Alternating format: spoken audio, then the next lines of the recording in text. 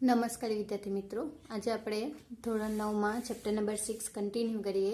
તો chapter number 6માં પ્રશ્ન number 1 આપેલો છે કે આકૃતિમાં દર્શાવેલ x અને y ના મૂલ્ય શોધવાનું છે અને એને આધારે AB સમાંતર CD છે એવું સાબિત કરવાનું છે. બરાબર. તો મને જેટલી વસ્તુ આપેલી છે એના આધારે મેં એક તો આ ખૂણો આપેલો છે, ખૂણાને આધારે મેં કહી શકું. બરાબર. મને કોઈક જોડ તો મળશે, રેખિક જોડના ખૂણા અથવા તો અનુકોણ, યુગ્મ કોણ કોઈ તો મળશે. બરાબર. ધેરફોર સ્ટાર્ટ કરું તો મારી પાસે કિરણ છે QP, QA. આ જે QA કિરણ છે એ નું અંત્ય બિંદુ છે, અંત્ય બિંદુ એ રેખા PS પર છે. બરાબર. આના પર છે અંત્ય બિંદુ એનું. બરાબર. ધેરફોર ખૂણો PQA અને ખૂણો AQR રેખિક જોડના ખૂણા છે. પૂર્વધારણા 6.1 નો ઉપયોગ કરીએ તો બરાબર. કયો ખૂણો PQA અને AQR એટલે કે આ ખૂણો અને આ ખૂણો રેખિક જોડના ખૂણા છે. બરાબર. ધેરફોર મેં કહી શકું ખૂણો PQA વત્તા ખૂણો AQR ઇઝ ઇક્વલ ટુ 180. આ ખૂણો મને આપેલો છે કેટલો? 50° નો વત્તા આ ખૂણો x છે ઇઝ ઇક્વલ ટુ 180. બરાબર. એ જ રીતના મેળવું તો x is equal two 180 minus 50. Therefore x is equal two 50 બાદ કરું તો 130° નો ખૂણો રહેશે મારી પાસે x. ધેરફોર x અને y ની વેલ્યુ મેળવવાની છે.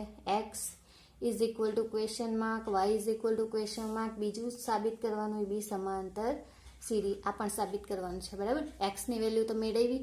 હવે મેળવીએ y ની વેલ્યુ કે રેખા PS જે છે એ અને CD R માં છેદે છે. PS અને CD R માં છેદે છે. બરાબર. Therefore ખૂણો CRS અને ખૂણો QRD અભિકોણો છે. અભિકોણની જોડ એટલે સામસામેના ખૂણા સરખા થાય. બરાબર. CRS અને QRD.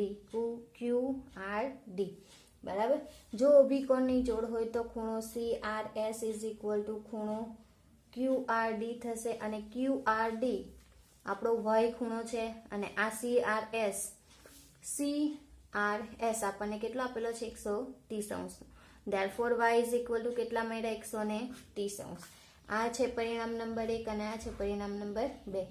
આ ખૂણો ને આ ખૂણો સરખા બન્યા એટલે આ ખૂણા જે છે તે કોઈ જોડ છે છેદિકાની થી બનતા અંતઃયુગ્મ કોણ છે. જો યુગ્મ કોણ સામસામેના ખૂણા સરખા હોય. બરાબર. આ z બને છે, આ જે z છે અને ઊંધો z છે એના સામસામેના ખૂણા સરખા, એ અંતઃયુગ્મ કોણની જોડ છે. એટલે x અને y એ અંતઃયુગ્મ કોણ છે. બરાબર. જો એ અંતઃયુગ્મ કોણ હોય તો એક ખૂણાના માપ સમાન થશે તો કહેવાશે કે AB સમાંતર CD છે. ધેરફોર મેં અહીં લખી શકું, અહીં 1 અને 2 પરથી x is equal two y મળે. આ ખૂણાઓ AB અને CD ની છેદિકા PS થી બનતા અંતઃયુગ્મ કોણ છે અને સમાન છે. ખૂણા કેવા છે? સમાન છે. ધેરફોર મેં કહી શકું AB સમાંતર CD. બરાબર. જે સાબિત કરવાનું છે તો મળી ગયું. બરાબર. AB અને CD ની PS રેખા છેદિકા દ્વારા બનતા ખૂણાઓ છે અને સમાન છે અને અંતઃયુગ્મ કોણ છે? અંદરની તરફના ખૂણા છે. બરાબર. ધેરફોર અંતઃયુગ્મ કોણ છે અને ખૂણા બી સમાન છે. ધેરફોર મેં કહી શકું AB સમાંતર CD. બરાબર. હવે આપણે ક્વેશ્ચન નંબર 2 જોઈએ. તો ક્વેશ્ચન નંબર 2 માં તમને આકૃતિ આપેલી છે ટેક્સ્ટ બુકમાં. 3 સમાંતર રેખા આપેલી છે ની એક છેદિકા આપેલી છે. નામ નિર્દેશન કરી દઉં ABCD E અને F. બરાબર. અહીં ખૂણો x આપેલો છે અહીં ખૂણો y આપેલો છે, અહીં ખૂણો z આપેલો છે. તમને આપેલું છે AB સમાંતર CD સમાંતર EF અને y જેમ z ઇઝ ઇક્વલ ટુ 3:7, તો x ઇઝ ઇક્વલ ટુ ક્વેશ્ચનમાં x ની વેલ્યુ શોધવા કીધેલી છે. બરાબર, તો મેળવીએ. મને જો AB સમાંતર CD હોય તો અને CD સમાંતર EF, તો મેં કીધું છે કે AB સમાંતર EF થાય. બરાબર, પ્રમેય 6.6 પરથી આપણે જે સ્ટેટમેન્ટ જોયું છે એના આધારે. બરાબર, ધેરફોર મેં લખી શકું x is equal two z થશે, કારણ કે અંતઃયુગ્મ કોણ છે, અંતઃયુગ્મ કોણ. બરાબર, આ અંતઃયુગ્મ કોણ છે, z દ્વારા બનતા ખૂણા. બરાબર, તો હવે AB સમાંતર CD લઈ લો, તો AB સમાંતર CD માં x plus y is equal two 180 થાય. છેદિકાની એક તરફના અંતઃકોણો, છેદિકાની એક તરફના અંતઃકોણો છે. બરાબર, પરંતુ x is equal two z અને x plus y is equal two 180. બરાબર, ધેરફોર મેં લખી શકું y plus z is equal two 180.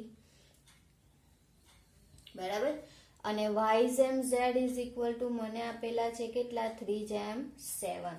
બરાબર, તો ગુણોત્તરનો સરવાળો કરું, ગુણોત્તરનો સરવાળો. બરાબર, આપણે જોયું છે ફર્સ્ટ શું છે, 3 વત્તા 7, 7 ને 3 10.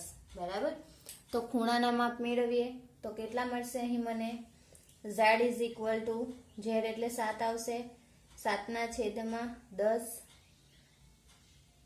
ગુણ્યા 180 આ નીકળી જશે, 18 7 126 મળશે. બરાબર, x y ની વેલ્યુ તો મેળવવા કીધેલી નથી, મેળવવું હોય તો મેળવી શકાય, કીધેલું હોય તો મેળવવાની, સેમ પ્રોસેસ કરવાની. ને x is equal two z છે, ધેરફોર x ની વેલ્યુ કેટલી આવશે, 126 અંશ. બરાબર, અને જો તમને y ની વેલ્યુ બી માંગેલી હોય તો y ઇઝ ઇક્વલ ટુ કેટલા આવશે, 3/10 ગુણ્યા 180 ઇઝ ઇક્વલ ટુ 18 અંશ. ધેરફોર y ની વેલ્યુ 54, પણ માંગેલી નથી એટલે આ તો ખાલી તમને કીધું કે આવી રીતે કરવાનું. બરાબર, આપણે એક્ઝામ્પલ જોયા છે એના આધારે. બરાબર, પણ આપણને x ની વેલ્યુ ને x is equal two z મારી પાસે છે એટલે મેં x ની જ વેલ્યુ મેળવી. બરાબર, હવે આપણે નેક્સ્ટ એક્ઝામ્પલ જોઈએ. ક્વેશ્ચન નંબર 3 માં તમને આકૃતિ આપેલી છે એના આધારે આપણે ખૂણો AGE એટલે કે આ ખૂણો મેળવવાનો છે, બીજો ખૂણો મળ્યો છે એ GEF એટલે આ ખૂણો, અને EFG એટલે કે આ ખૂણો મેળવવાનો છે. બરાબર, તો મેળવીએ.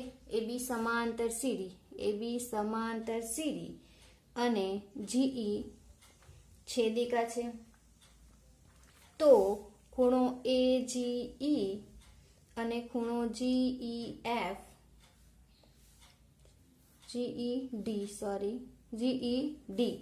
એ સમાન અંતઃયુગ્મ કોણ છે.